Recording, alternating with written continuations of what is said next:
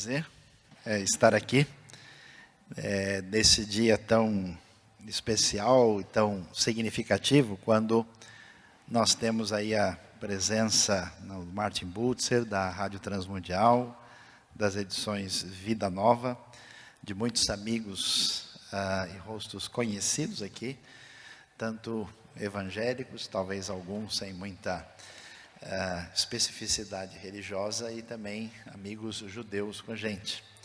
E é bom, né, a gente falar sobre isso. O Frank falou que os alemães aí estão bem, desde que o assunto não seja futebol e Copa do Mundo, a gente pode continuar a conversar, né? Porque a última vez que eu estive na Alemanha, eles falaram para mim na hora de ir embora, auf der Sieben, né? Em vez de falar auf der Zehn, na hora de mandar até logo, eles falaram até 7. Eu não entendi o que eles quiseram dizer com isso, mas eu também resolvi não perguntar, né? Deixar o assunto assim mesmo. Nós temos esse lançamento tão especial, que é exatamente desse grande teólogo, e que publica esse material tão significativo.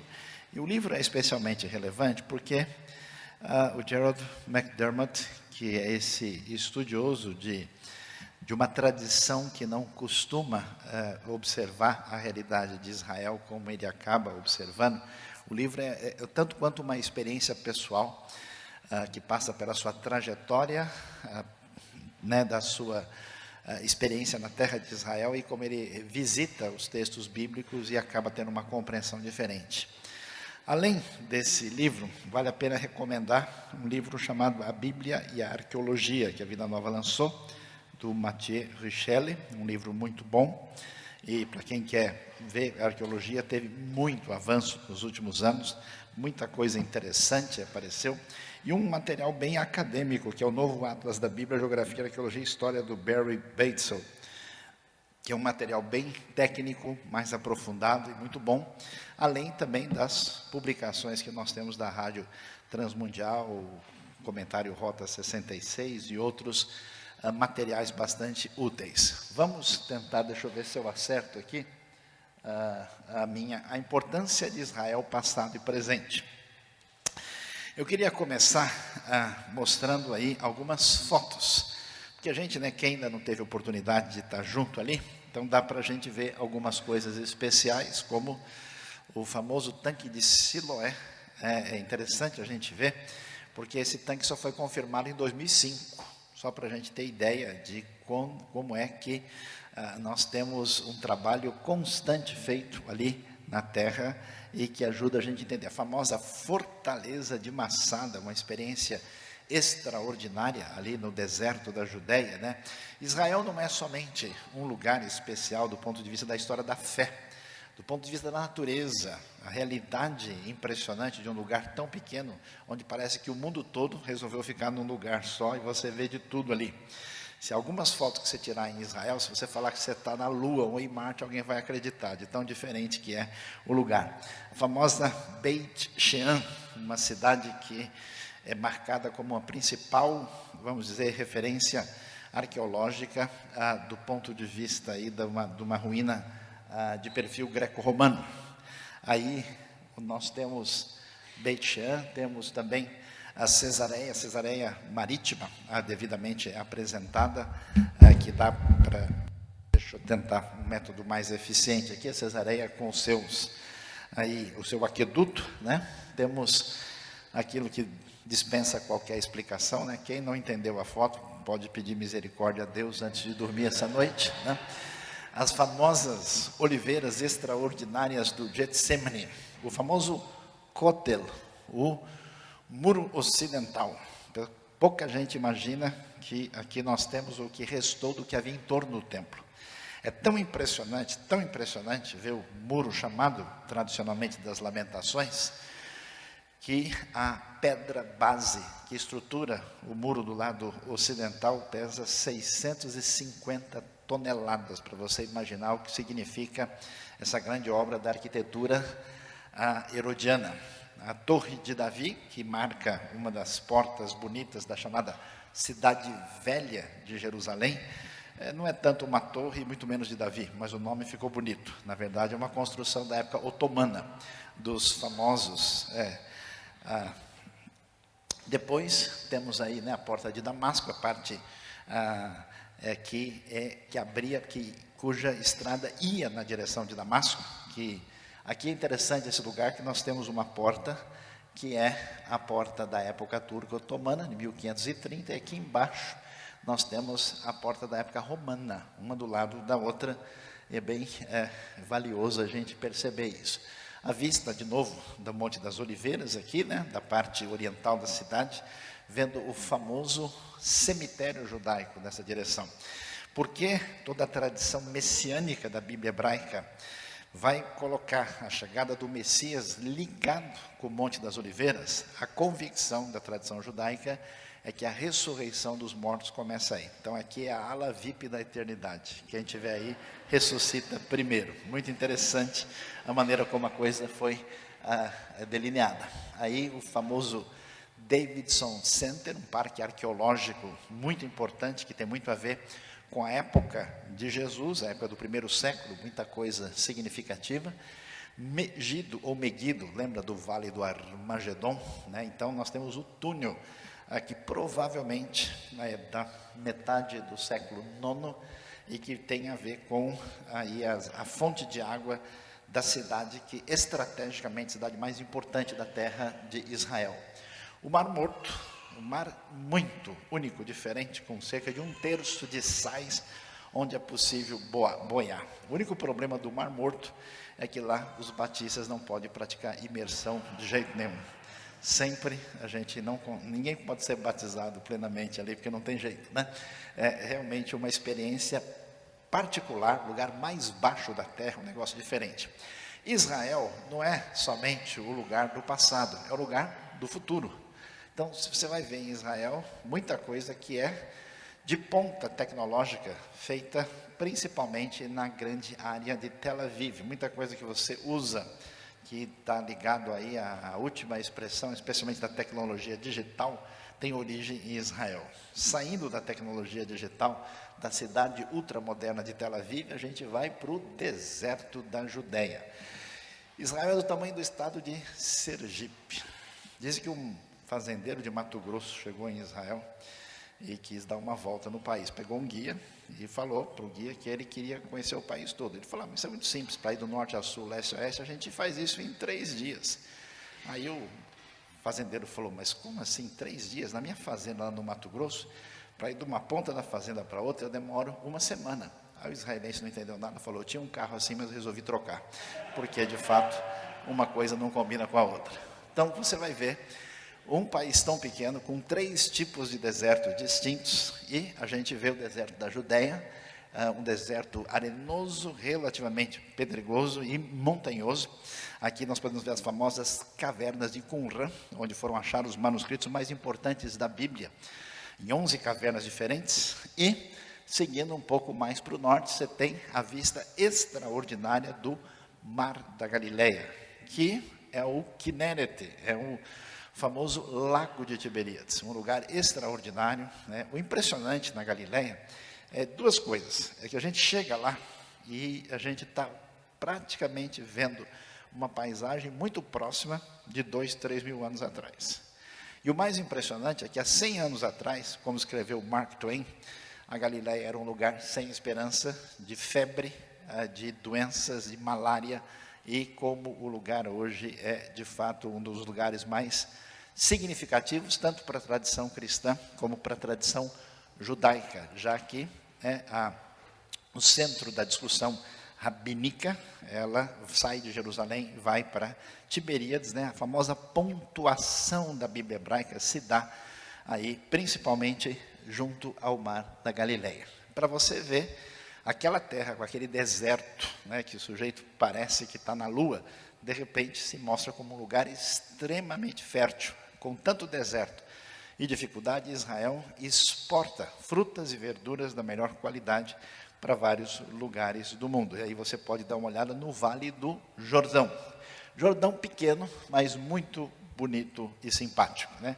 A gente, como brasileiro, a gente olha para o Jordão assim e fala, isso aí é rio mesmo? Né? A gente sabe como é que é, né? Isso não é tamanho de rio que se apresente para quem conhece o Amazonas e outras coisas assim, mas, apesar de pequeno, Jordão é o rio mais importante da história da fé. E dá para ver a entrada do Rio Jordão chegando no Mar da Galileia. Interessante, o rio entra e depois sai. Pouca gente imagina, o Mar da Galileia está a 212 metros abaixo do nível do mar. E desce ali o Jordão pelo vale, que é na verdade uma fenda geológica, chegando no Mar Morto com 424 metros abaixo do nível do mar, o lugar mais baixo da Terra. É uma experiência única. Vale a pena entender um pouquinho do Israel na sua realidade contemporânea. Talvez muita gente tenha ouvido falar que a história do Israel moderno está ligada diretamente com uma espécie de descompasso com a realidade do mundo árabe. A coisa não é bem assim. Por quê? Porque o domínio mais antigo da modernidade de Israel, na verdade, é um domínio turco. É o famoso Império Otomano, da época do Suleimão o Magnífico, que fez as muralhas da cidade velha de Jerusalém. Esse domínio turco foi de 1517 a 1917, 400 anos. Então é muito importante saber que os turcos, que não tem nada a ver com os árabes, só os brasileiros não sabem disso, né?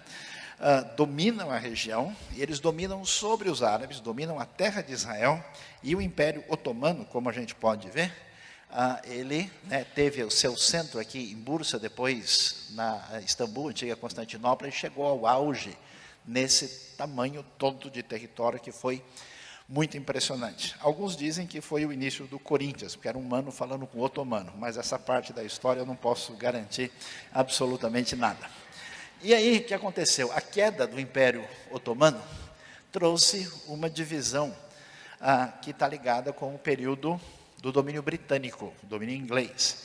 E aí que as dificuldades que nós ouvimos nas notícias começam a fazer sentido. Porque a Inglaterra e a França são as principais potências que vão administrar os antigos territórios turcos otomanos. E assim, a região que foi chamada de Palestina e a Transjordânia e o Iraque fica debaixo de domínio inglês, e a Síria e o Líbano de domínio francês. Esse período britânico é um período que vai de 1917 a 1947. Os judeus, a partir do movimento sionista, que começa no final do século XIX, começo do século XX, com um famoso jornalista do antigo Império Austro-Húngaro chamado Theodor Herzl, já vendo todo o clima desfavorável no ambiente europeu, onde uma série de movimentos de ordem racistas e xenófobos estavam se desenvolvendo, e entendendo que eles não teriam nenhum lugar que fizesse sentido, a não ser na terra das suas raízes históricas e raízes de fé, né? Todo ano, todo judeu sempre dizia, Bashanah haba Yerushalayim, no ano que vem em Jerusalém. E assim, eles sempre viveram na terra, mas nesse período eles começam a estar presente em número maior. Compram terras, eles passam a viver, muitos saem e entram em Israel no final do período otomano, e especialmente no período chamado britânico. Até que essa situação gera para a gente a famosa discussão de 1947. Né? A coisa, na verdade, começa a complicar por meio da administração inglesa, que basicamente prometeu a terra para os dois, e depois disse, agora vocês resolvam a situação. Isso não foi tão simples assim. A proposta de partilha está mais ou menos delineada aí. Mas o que acontece? Uma vez que se definiu a possibilidade de Israel, de fato, e eu acho tão impressionante, porque o antissemitismo, na nossa tradição europeia, é uma coisa tão incompreensível e tão terrivelmente engendrada na história do Ocidente, que, na minha maneira de entender, os anos logo depois do fim da guerra, logo depois do Holocausto, foram anos únicos que permitiram as nações votarem para o surgimento de Israel.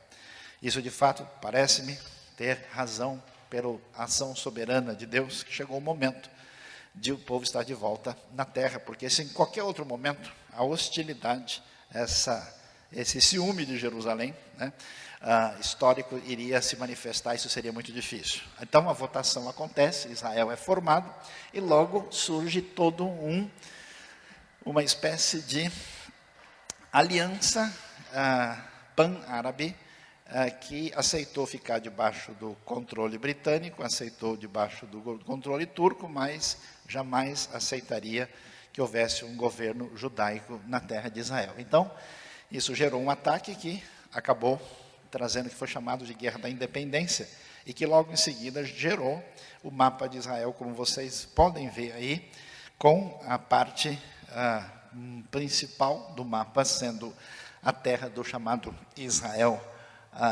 moderno aqui, né? E as áreas que foram definidas como Palestina.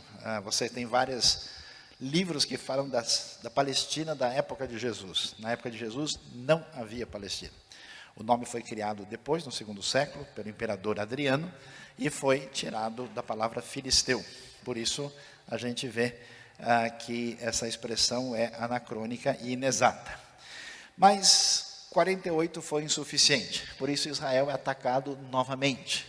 Israel vai sofrer 2 ataques muito sérios, tanto em 67 como em 73, a Guerra dos 6 Dias, depois a Guerra do Yom Kippur, e de uma maneira impressionante e muitas vezes compreensível, algumas vezes não compreensível.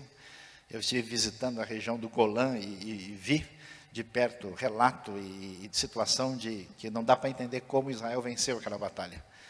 É uma desvantagem de 177 tanques para 800 tanques, com mais 700 lá aguardando a possibilidade de chegar. Mas Israel é vencedor.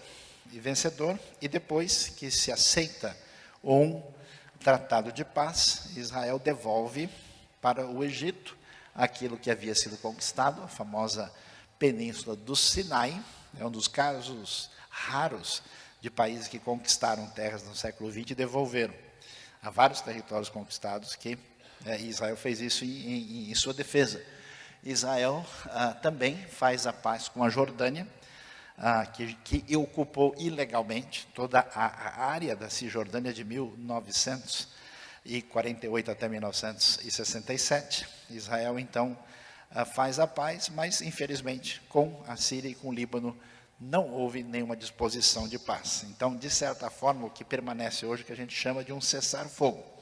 E a comunidade não judaica que habita o que é chamado de faixa de Gaza, ou West Bank, ou Cisjordânia, que não aceita uma administração israelense, hoje é o que é chamado de autonomia palestina.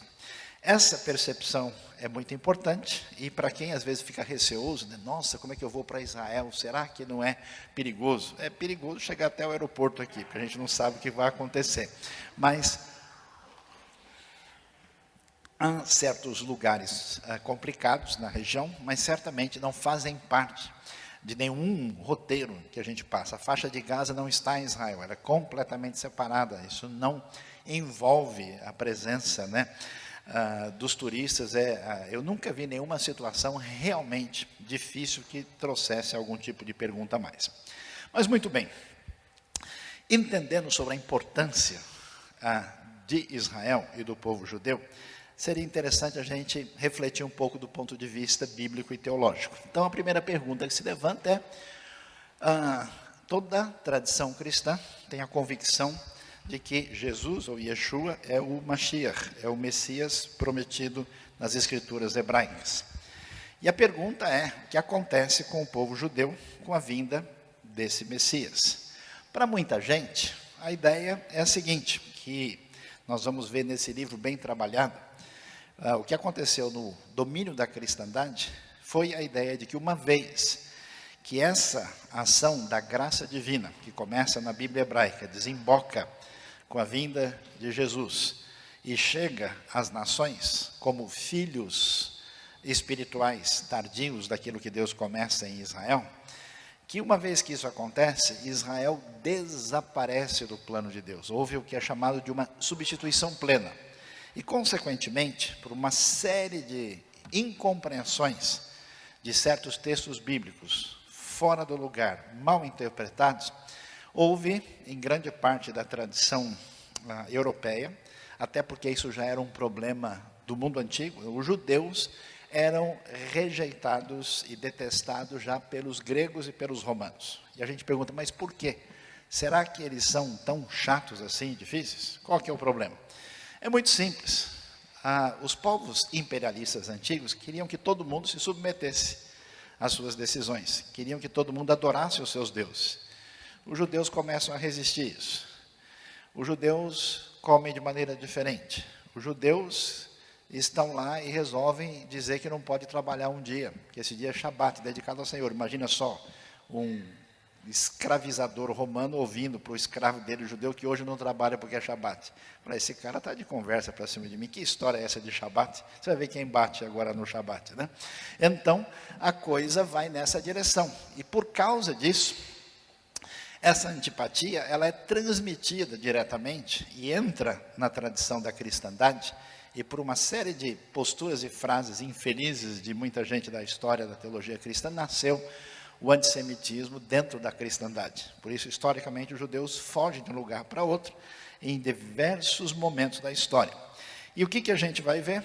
Essa discussão sobre o que acontece, o próprio, se a gente quiser chamar de apóstolo Paulo, ou de Rav Shaul, né? Qual tradição que a gente vai poder reforçar aqui, ele vai dizer, por acaso Deus, Romanos, Novo Testamento, capítulo 11, está lá na sua Bíblia, vê se não caiu, está escrito ainda, né? Acaso Deus rejeitou o seu povo? Resposta, de maneira nenhuma. Paulo responde o quê? Eu mesmo sou israelita, descendente de Abraão, tribo de Benjamim. Deus não rejeitou o seu povo, qual de antemão conheceu. Na verdade, o que o apóstolo Paulo diz, o que acontece nesse momento, é a mesma coisa que aconteceu na história. Assim como, quando você lê a Bíblia hebraica e vê, muitas vezes, o povo não ouvindo Isaías, não ouvindo Jeremias, eles têm dificuldade de ouvir os profetas, assim como nós temos muitas vezes também. A ideia é que Deus sempre agiu da mesma maneira. No tempo de Elias, permanece o que é chamado um remanescente escolhido pela graça. Uma ideia muito importante, não muito entendida, é que o Deus que age no Antigo Testamento é o mesmo Deus do Novo Testamento. A graça de Deus está presente tanto naquilo que a gente chama de Antigo Testamento, como no Novo Testamento. Algumas pessoas acham que do Novo Testamento funciona, com um sistema, e o Antigo funciona como se a gente tivesse dois elementos distintos na fé. Prosseguindo, a gente vai ver, e como essa situação que acontece parece surpreender, talvez, o plano de Deus. O que o Romanos 11 diz? Vamos, muito bem. Que dizer então? Israel não conseguiu aquilo que tanto buscava, mas os eleitos obtiveram, os demais foram endurecidos, como está escrito. Deus lhes deu um espírito de atordoamento, olhos para não ver e ouvidos para não ouvir até o dia de hoje. Davi diz que a mesa deles se transforma em laço e armadilha, pedra de tropeço e retribuição para eles. Escureçam-se os seus olhos para que não consigam ver e suas costas fiquem encurvadas para sempre.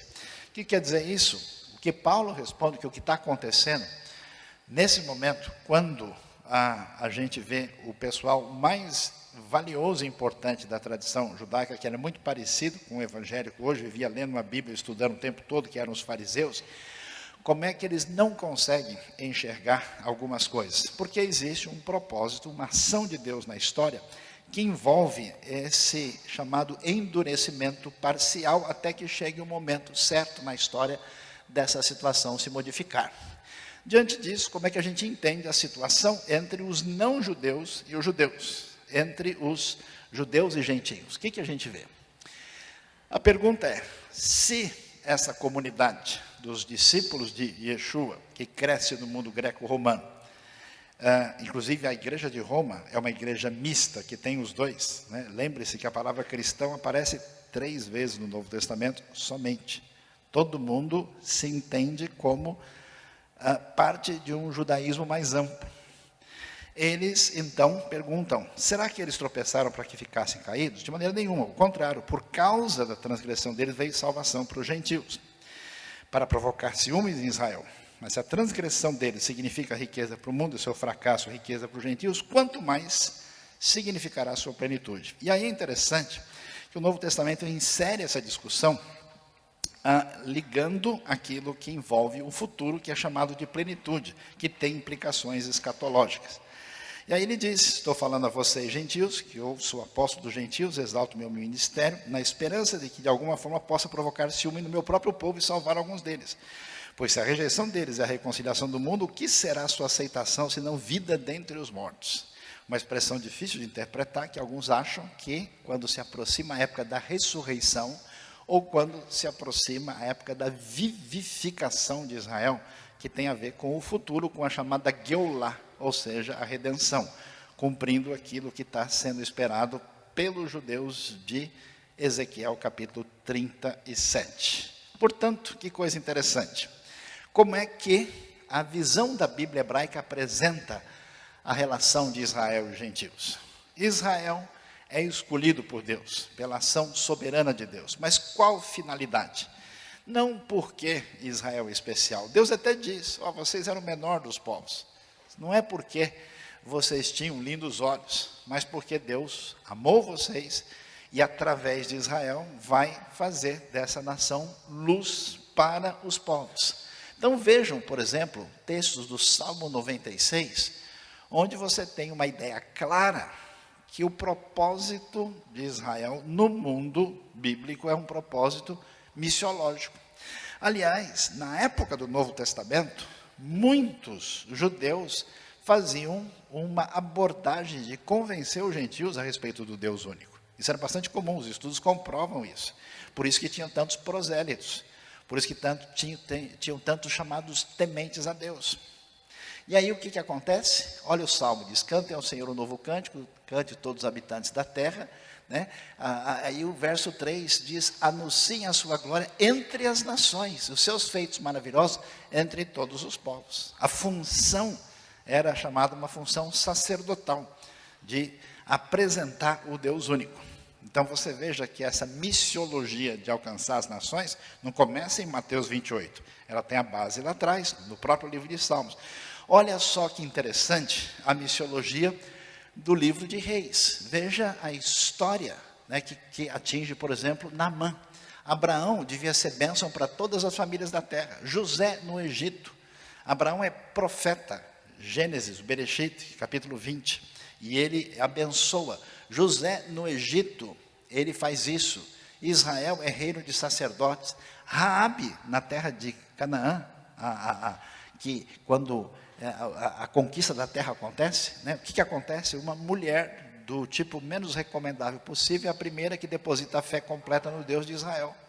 É interessante, Daniel na Babilônia, as nações dos Salmos, a Moabita Ruth, Esther na Pérsia, e Naamã, que é o general sírio conquistador, que acha que fez muita coisa, e ele vai declarar: não existe Deus senão em Israel, e deposita a sua fé plena. Então observem que o propósito já na Bíblia hebraica é nessa relação em que a ação divina, graciosa do Hesed divino está em operação. Prosseguindo, a gente vai ver então o que devemos entender. A bênção de Deus sobre o reino original começa com Israel, com a intenção de estender-se aos gentios. Quando Israel comete uma série de dificuldades e rompe a aliança com Deus, isso não é uma sugestão simplesmente da tradição cristã. Por que você acha que um judeu ortodoxo se veste de preto? Porque ele sabe que o templo foi destruído, porque sabe que o povo foi para o cativeiro na Babilônia, porque sabe que aquilo aconteceu e ele aguarda o tempo da redenção da Geulah. Então ele lamenta quando chega Tisha B'Av, o momento de chorar pela destruição do templo, que caiu no mesmo dia nas duas destruições. Então essa ideia de disciplina, que reforçada é no Brit Hadashah, no Novo Testamento, a gente tem, né, essa bênção atingindo os gentios e chega depois a Israel, para que no reino futuro aqueles que foram alcançados por essa graça, judeus e não judeus, irão a desfrutar daquilo que envolve o futuro, o chamado reino messiânico. Por isso é interessante ver que o texto bíblico nos diz. Lucas capítulo 21 vai nos dizer algo interessante. Jesus está né, antes da destruição de Jerusalém, dizendo, ó, quando vocês virem Jerusalém rodeada de exércitos, saberão que sua devastação está próxima. Então, quem estiver na Judéia, fuja para os montes, quem estiver na cidade, saia, quem estiver no campo, não entre. Fala que serão dias de vingança, difícil para as grávidas, haverá grande aflição na terra e ira contra esse povo. Cairão pela espada e serão lançados como prisioneiros para todas as nações. Jesus lamenta a destruição de Jerusalém. E aí vem uma frase muito significativa. Jerusalém será pisada pelos gentios até que os tempos deles se cumpram. Jerusalém tem sido pisada pelos gentios desde a época romana, antes dela, inclusive. E nunca mais ela passou a ser administrada pelos judeus. Até que, em 1967, acontece a reunificação da cidade. Não existe outra maneira de entender esse texto, para quem considera o texto sério no que está dizendo, senão entender que esse texto se cumpre com a presença dos judeus, conforme muitos teólogos, inclusive Jonathan Edwards, mencionado aqui, e muitos, isso não quer dizer que todas as pessoas que entendem essa literalidade de Israel em seus aspectos teológicos necessariamente estão bem centrados. Mas isso é muito difícil de negar diante de uma declaração tão clara. Prosseguindo, nós vamos ver, será que não é verdade que Israel desaparece e agora só existe a igreja, o Israel de Deus? É uma coisa interessante.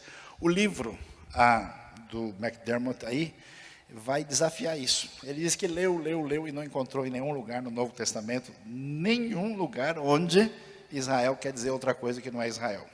Não sei se é tão difícil entender isso para precisar de tanto trabalho assim, né? Como Israel quer dizer Japão, não é o caso, né? O que acontece é que a comunidade dos gentios que creem precisa definir a sua identidade. E qual é a sua identidade? Identidade que vem da primeira aliança.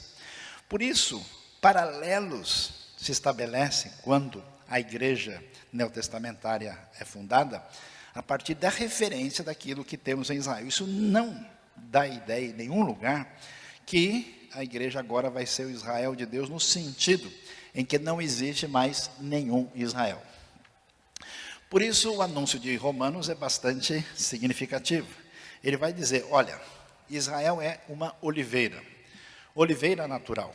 E nós, que não somos dessa tradição judaica que tem a ligação com os patriarcas e os profetas, que viemos dos outros povos e fomos incluídos, somos chamados aqui de oliveira brava, que foi enxertado. Vocês, se alguns ramos foram cortados, vocês, sendo oliveira brava, foram enxertados entre os outros, e agora participa da seiva que vem da raiz da oliveira cultivada, não se glorie contra esses ramos.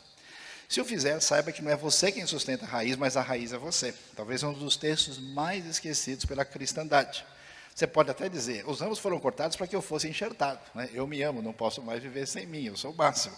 Está certo, eles porém foram cortados devido à incredulidade, você permanece pela fé. Não se orgulhe, mas tema, pois se Deus não poupou os ramos naturais, também não poupará você. Então existe uma atitude na Bíblia que confronta o chamado orgulho judaico, quando muitos judeus não entenderam o propósito da eleição e acharam que de alguma maneira ou outra era melhor que os outros, e há uma confrontação direta contra o orgulho gentil / cristão, que dizendo assim, ó, como nós somos a última bolacha do pacote, essa é a Bíblia na tradução da linguagem de amanhã, a gente acabou achando que nós somos o máximo. Não faça isso. Portanto, existe essa relação, Israel e os gentios, a oliveira, Romanos capítulo 11. O que nós vamos ver lá?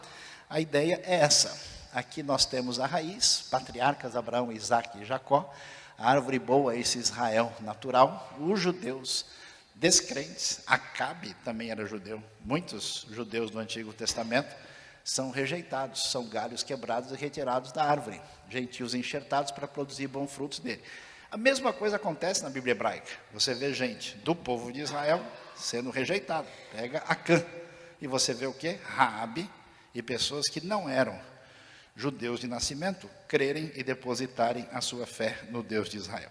Pergunta que necessariamente vai surgir é: quando acontece esta restauração de Israel e do povo judeu. O que Romanos diz? Então, devemos considerar a bondade e a severidade de Deus. Severidade para com que caiu, mas bondade para com você desde que permaneça. De outra forma, você também será cortado. E quanto a eles, se não continuarem na incredulidade, serão enxertados, porque Deus é capaz de enxertá-los outra vez. Afinal de contas, se você foi cortado de uma oliveira brava por natureza, de maneira antinatural foi enxertado na oliveira cultivada, quanto mais serão enxertados os ramos naturais em sua própria oliveira. Por isso, há expectativa, não só da própria tradição judaica, mas do próprio Novo Testamento, é que há uma esperança que tem a ver com a redenção, com a restauração de Israel. E aqui, o próprio texto de Romanos vai dizer o seguinte: não quero que ignore esse mistério, para que não se torne presunçosos. Israel experimentou endurecimento em parte, até que chegue a plenitude dos gentios. Essa frase é interessante, até que chegue a plenitude. E assim todo Israel será salvo, como está escrito: virá de Sião o Redentor que desviará de Jacó a impiedade. Se discute em que medida, às vezes, a expressão todo Israel aqui pode englobar todos, que envolve os judeus e aqueles que fazem parte dessa mesma raiz que foram enxertados. Mas, de qualquer maneira, a expectativa vai chegar o momento dessa redenção.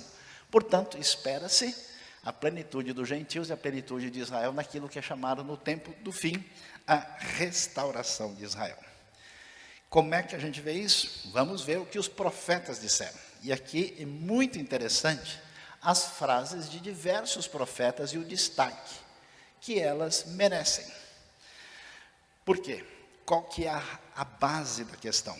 Deus fez uma aliança com Israel, aliança mosaica. Essa aliança exigia fidelidade. Se eles quebrassem, receberiam o julgamento. Receberam o julgamento. Perderam a terra e foram lançados no cativeiro. Mas Deus fez uma outra aliança, que é uma aliança inquebrável, que é a aliança com Davi, que a gente pode ler lá em 2 Samuel capítulo 7. A aliança de Davi é uma aliança que é, como diria o meu amigo teólogo Franklin aqui, totalmente monergística, absolutamente segura pela determinação divina. Não faltará descendente no trono de Davi. E essa aliança depende exclusivamente de Deus. Consequentemente, quando os profetas falam que o julgamento chegou, eles dizem: mas vai chegar a hora da redenção.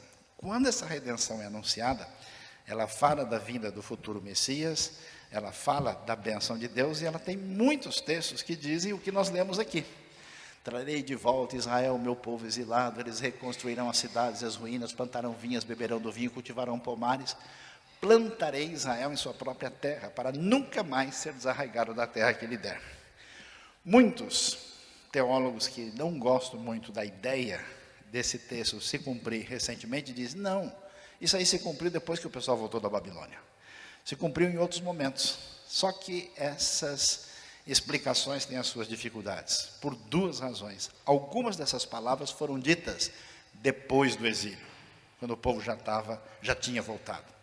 E outra é que a promessa é promessa desse tipo: eles nunca mais serão desarraigados. E os judeus voltaram.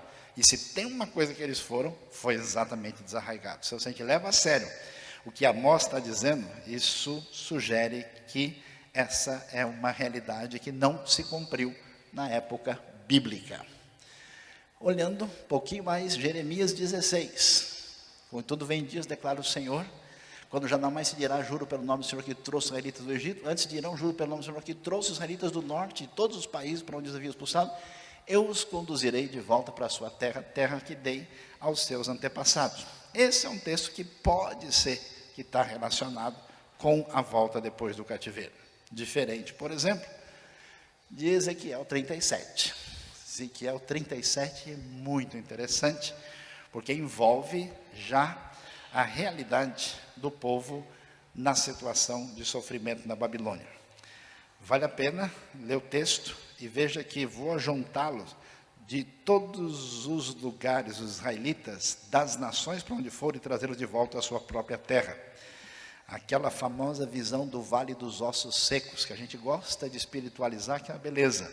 Mas o texto é muito explícito, se refere a Israel sendo ressurreto para os propósitos divinos.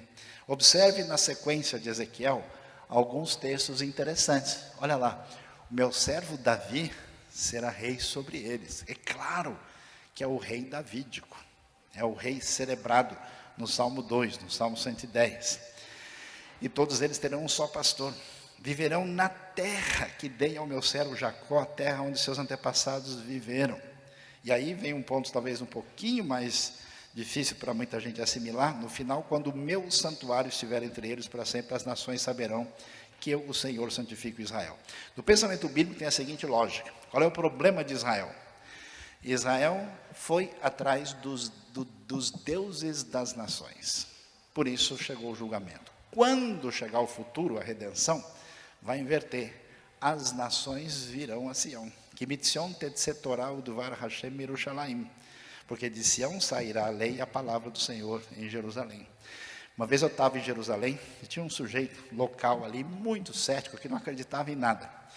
E a gente estava conversando ali, falando tal, e alguém fez uma pergunta, o que ele achava de tudo que estava acontecendo na cidade. Ele falou, não, eu não acredito em nada tal. Aí calmamente eu virei para ele e falei, interessante, não sei se o senhor reparou, aquela turma ali é do Canadá, esses aqui são da Nigéria, aqueles ali são da Rússia, a gente aqui é do Brasil. Tinha umas 7, 8 nacionalidades perto da gente. E eu falei, eu estou me lembrando dos profetas como Isaías, dizendo, né, que os povos virão a Sião um dia aprender a sua lei. Mas tudo isso é bobagem, não tem sentido nenhum, você não acha? Tudo isso não faz. Aí ele tem uma parada assim, teve que reiniciar o wireless, começar o aparelho a funcionar de novo, né, que não caiu a ficha. É impressionante a gente ver que aquilo que começa em Israel se torna uma realidade que atinge o mundo todo. O meu santuário estiver entre eles. Isso está muito ligado com o que aparece em Mateus 24. Jesus está falando sobre o futuro. Não está falando sobre uma realidade anterior. Daniel fala que há um lugar santo e vai ser profanado. E a Bíblia fala de uma realidade escatológica que está presente no momento neotestamentário, mas tem uma realidade futura que vai acontecer. Texto bíblico trabalha com a ideia de Egito, Babilônia e Roma serem elementos paralelos. Por isso, não é nada difícil que aquilo que é a maior aspiração da tradição, que um dia haja uma reconstrução do templo, que venha surgir alguém que se coloque numa posição indevida nesse templo e chame adoração para si. Zacarias, esse texto é muito importante e significativo, porque Zacarias é muito pós-exílico. Quando Zacarias é escrito, o povo já veio da Babilônia, começando no ano 538. E Zacarias é um espetáculo, assim como Ageu, dá para saber até o dia que a coisa foi escrita. Ageu a gente sabe que foi em agosto do ano 520, porque tem um detalhe, o templo é reconstruído, o Beit Hasheni, de 520 a 516 a.C. E nesse momento ele diz que Deus haverá de trazer meu povo dos países do Oriente, do Ocidente, os trarei de volta para que habitem em Jerusalém. Será o meu povo e eu serei o Deus deles com fidelidade e justiça. Não dá tempo da gente mexer com isso, mas vale a pena a gente ver isso. Às vezes, numa visão de que existe uma ação escatológica de Deus, uma realidade profética se cumpre na era presente, no tempo de Cristo e no futuro. Veja, por exemplo, o Pentecoste, que está acontecendo agora, o apóstolo Pedro diz, é o que foi dito pelo profeta Joel, mas vários dos sinais que ele diz têm a ver com o futuro, porque o profeta enxerga o tempo divino. Assim, qual é a conclusão dos profetas do capítulo 11? Por causa da rejeição maior, quanto ao evangelho, eles são chamados de inimigos por causa de vocês, pelo o distanciamento e o conflito que surge no contexto gentílico. Mas quanto à eleição, são amados por causa dos patriarcas, pois os dons, aqui é importante, e o chamado de Deus são irrevogáveis. Ou seja, aquilo que Deus prometeu e estabeleceu e firmou, pelo seu amor, pela sua soberania, não será retirado jamais de Israel. O que me parece fazer sentido é isso. Se a gente pensar numa realidade que envolve o que a Bíblia vai chamar de final dos tempos, os judeus voltam para a terra de Israel, Jerusalém sai do domínio gentil, Jerusalém recebe uma atenção especial e se torna palco do fim dos tempos. Israel é restaurado espiritualmente. Haverá um templo em Jerusalém. Os judeus encontram o seu Messias, que é tão esperado, e chega o que Romanos vai chamar de salvação para Israel. No meio desse contexto todo, que coisa complicada. Como é que os judeus têm sido tratados na história? Será que a gente que é filho espiritual dessa tradição, perdemos a raiz? É impressionante, é assustador. O judeu é o sujeito que tem que viver com a mala pronta. Amanhã, virou o tempo, o indivíduo vai dizer, ó, a culpa é dos judeus. Né? Você conhece a história, né? O sujeito estava lá discutindo com o outro, falando, eu não gosto dos judeus porque eles afundaram o Titanic. Como assim afundaram o Titanic? Os caras destroem tudo no mundo. Mas como? Quem afundou o Titanic foi um iceberg. Iceberg, Rosenberg, Gutenberg, eu sei lá quem foi. Então é mais ou menos assim, calado já está errado. Alemão trabalha, ganha dinheiro, fez bonito. Americano trabalha, ganha dinheiro porque sabe trabalhar. O japonês fez, o judeu fez, tem alguma coisa errada nisso aí. É impressionante. É um racismo a priori, uma coisa que está na cabeça de muita gente, inclusive dentro das igrejas, e achando que o judeu tem um estereótipo. A gente vai ver que na história da Europa, os judeus, isso aqui é um resumo das andanças dos judeus escapando de um lado para o outro. Por que tinha tanto judeu na Polônia e na Europa Oriental na época da guerra? Porque eles já tinham sido expulsos dos outros lugares. Estavam fugindo de outras situações. Então, existe uma coisa que não pode ser negada, que a gente chama de antissemitismo na história. Na história que envolve a Europa medieval, que envolve grande parte de perseguição de origem religiosa católica, infelizmente, de grupos protestantes também. Podemos dizer isso muito claramente, porque os batistas também foram perseguidos por outros protestantes. Alguns foram, inclusive, afogados. E talvez a coisa mais lamentável foi exatamente a tragédia do Holocausto. Por isso, é necessário, numa realidade de hoje, definir a nossa dívida moral, que envolve com o maior genocídio da história do século XX, que foi o Holocausto. Isso, de maneira nenhuma, traz qualquer prejuízo direto às pessoas que são de origem alemã, porque isso foi feito por um regime. Hoje Israel e a Alemanha têm um relacionamento extraordinário. Muitos alemães corajosamente, inclusive a igreja confessante, bateu de frente com o nazismo, alguns foram presos, torturados, e a defesa daquilo que acontece com os judeus não implica em nenhum tipo de proposta racista.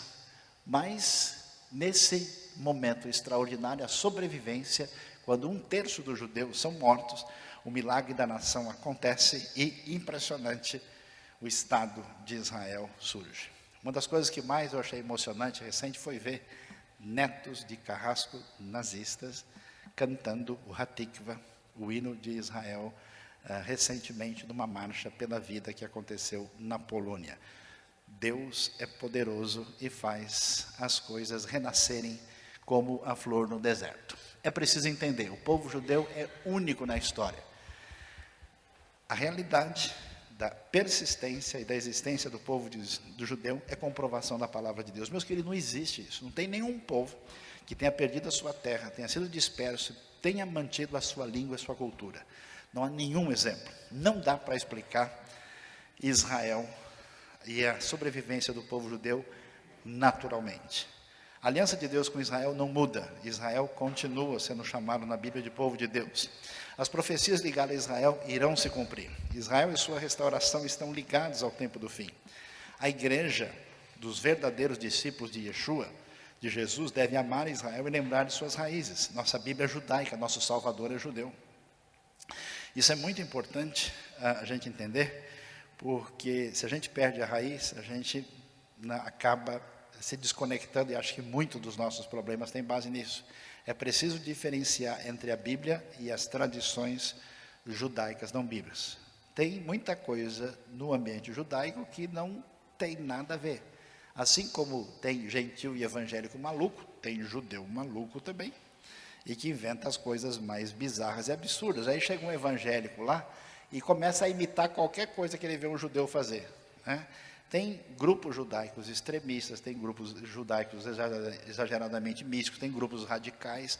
Muita coisa que existe na tradição judaica não tem a ver com o ensino bíblico, tem outras origens. E eu vejo um monte de gente querendo fazer coisa que nem os judeus não querem saber, e o sujeito está lá pegando algo que não faz nenhum sentido.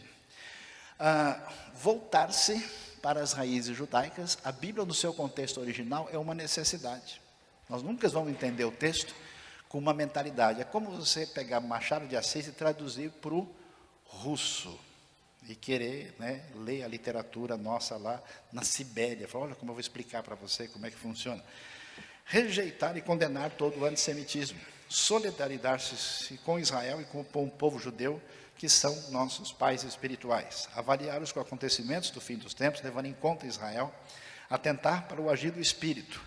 Interessante, a apostasia no Ocidente é um negócio tão doído, o Evangelho crescendo no mundo, e é impressionante, preste atenção. Muitos, isso é palavra de amigos meus, judeus, muitos dizem que na ocasião da Geulah, da redenção, haverá uma aproximação entre judeus e gentios como nunca houve antes, judeus e cristãos.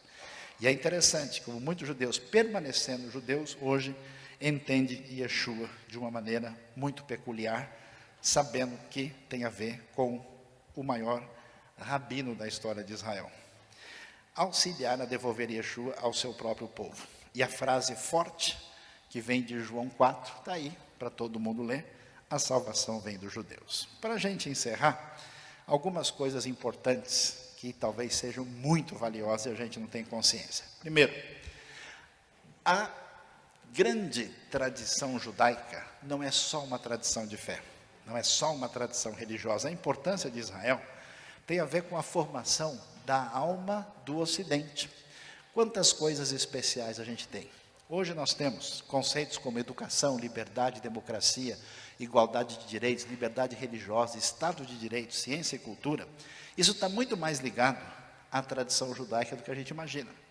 No mundo antigo, você vai ver, por exemplo, a relevância, a importância da educação, começando com a realidade da Torá. Quando a verdade divina aparece em letras, sempre na tradição judaica, a gente sempre teve um valor muito maior da educação do que em outras tradições. Por que isso? Porque a palavra divina tem que ser lida e tem que ser estudada. O número de analfabetos entre os judeus sempre foi muito menor no tempo antigo, e por isso a tradição judaica, não é à toa que a tradição protestante e a tradição judaica conseguiram caminhar também na direção de progresso e desenvolvimento. Olha só o que foi descoberto pela arqueologia, o abecedário de Tel Zait. Alguns críticos falaram que não é possível que numa época tão antiga a gente tivesse alguma coisa como uma escrita hebraica e cópia, e esses achados apontam uma outra direção. Outra coisa fundamental, a maneira de lidar com o tempo. O tempo na Bíblia, é um grande estudioso, Abraham Joshua Heschel, judeu, e uma das coisas interessantes que ele diz é que a expressão do tempo é uma das maiores manifestações da existência de Deus no mundo. Porque o tempo bíblico é sagrado. O tempo bíblico é a raiz da nossa concepção de história. Não só que o tempo natural cíclico, ele é transformado em tempo sagrado, por isso existem as festas do Senhor que são comemoradas, mas mais do que isso, a história é teleológica, ela está debaixo da direção divina. Por isso o conceito de história é absolutamente fundamental e vem daí. E isso, sem esse pensamento, a famosa porta de Abraão, no norte de Israel, em Tel Dan, da época patriarcal. A ideia de justiça, a lei moral de Deus, os 10 mandamentos, as referências. O que nós temos na tradição hebraica? 613 mitzvot, os mandamentos da lei. A essência nos mandamentos, 4 ligados a Deus e 6 ao próximo, 10 mandamentos. E Jesus, com toda a razão, diz, olha, tudo está preso, está em volta de 2 princípios fundamentais: amar Deus e amar o próximo. E quando alguém ouve isso, nossa, Jesus estava trazendo uma novidade tão impressionante, o que Jesus diz: vem diretamente do livro de Levítico e Deuteronômio. Interessante que a gente vai encontrar a preocupação com o valor das pessoas necessitadas. O texto mais antigo da língua hebraica encontrado, a inscrição de Herbet Keiafa, diz: não terás isso, mas adorarás ao Senhor. Faça justiça ao escravo e à viúva, faça justiça ao órfão, ao estrangeiro, defenda a criança, defenda o pobre, a viúva, restaure o pobre às mãos do rei, proteja o pobre e o escravo e sustente o estrangeiro. Quer dizer, nesse contexto de justiça, nós vemos o valor do ser humano no mundo quando ninguém tinha valor. Por quê? Por causa da ideia de dignidade humana. Deus criou o homem à sua imagem e semelhança. Nasce Adam Betzalmeinu Kilmuteinu. O homem tem uma dignidade especial porque é feito à imagem de Deus. Por isso, o que a tradição judaica consagrou e que é compartilhada pela tradição cristã, nada é mais importante do que a vida. No conflito com os terroristas, uma frase muito importante que foi dita pela Golda Meir, ela disse: quando os nossos inimigos amarem mais os seus filhos do que nos odeiam, tudo terá sido resolvido. Quem salva uma vida, salva o mundo inteiro. Uma frase que não vem da Bíblia, mas é da lista de Schindler, porque a frase é tão bonita, alguém pode pensar que tenha vindo, né? Deixa eu tomar um copo d'água aqui. A Lista de Schindler é um filme muito famoso e muito interessante e que tira uma frase que vem da tradição talmúdica. Uma coisa significativa no mundo judaico é a importância da arte. Uma coisa boa entre os judeus é que onde há dois judeus reunidos há 7 opiniões diferentes. E como eles brigam, se tem um advogado, então são 10. Como eles estão o tempo todo, isso valoriza muito a criatividade, e isso aparece no mundo artístico. Deus tem arte na hora de fazer o Mishkan, o tabernáculo. Nós vamos ver aqui um quadro de Marc Chagall. A presença da arte como elemento da cultura é fundamental. Fé e transcendência. Ouve, ó Israel, o Senhor Deus é um único Deus. Claro, a nossa tradição, essa referência significativa, a compreensão do Deus que é próximo e distante. Isso é interessantíssimo, um altar encontrado em Berseba, lá no sul de Israel. Tem 2.700, um altar do holocausto. Isso tem sido a referência da nossa tradição através dos séculos. Não só isso, mas interessante, ciência e desenvolvimento. Uma espiritualidade que rompe com o mundo, que é dualista, ela nunca poderá produzir uma sociedade adequada.